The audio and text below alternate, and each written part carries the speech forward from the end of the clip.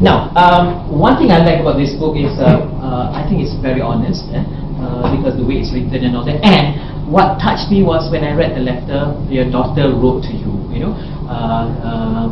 telling about, when she's away from home, what family is all about. I get goosebumps, when you say that. Yes, it's I have it too. And at the beginning of the book, I think your father wrote, something about you, and then throughout the whole book is basically there are all these family ties in there, and sometimes we don't have even time to actually talk to the family because we're always very busy. Now, how do you balance all this? Because the last part of the book I think talked about balancing life and all that. Now, how do you communicate all these values to the next generation, basically? Yeah. Well, number one, yes, it's a preference for me that family must come and supersede everything else.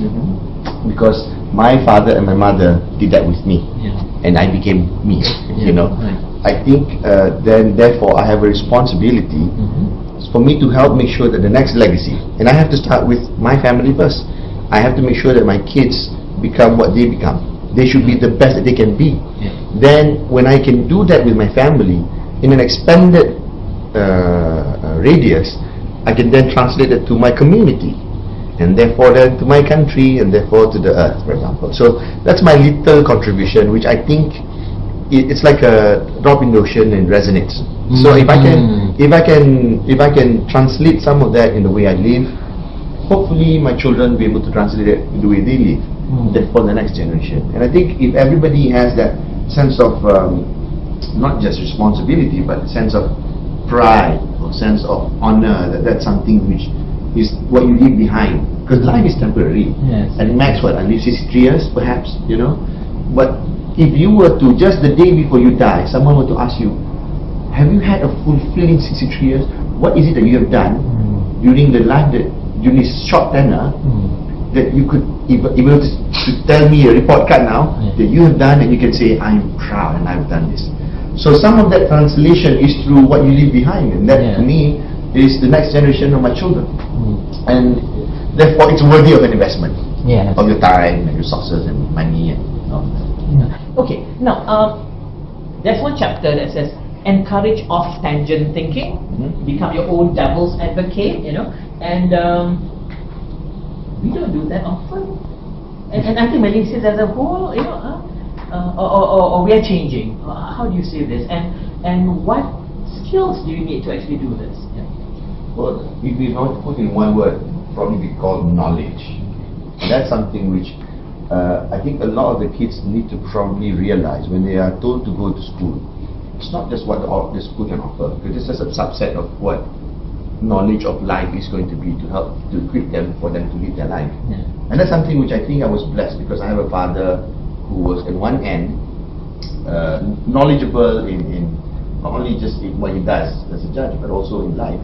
Then I'm balanced with a mother who grounds me with a certain level of spirituality or humility, and I think the balancing of that with knowledge helped me to, in a way, develop the tangent that I became.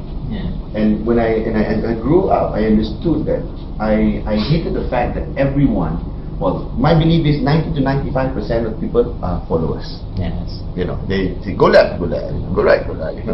So I tell you, so even when I was at a young age, there was this concept called surat berantai. I don't know whether you gone through that. Surat berantai, right? And write this letter, write your name, write 10 of your names, then you put $1, pay upfront, and then everybody gets it, right? And even at that point, where all my friends, in my terms followers, actually took the trouble to write your name, agree with you, then give $10.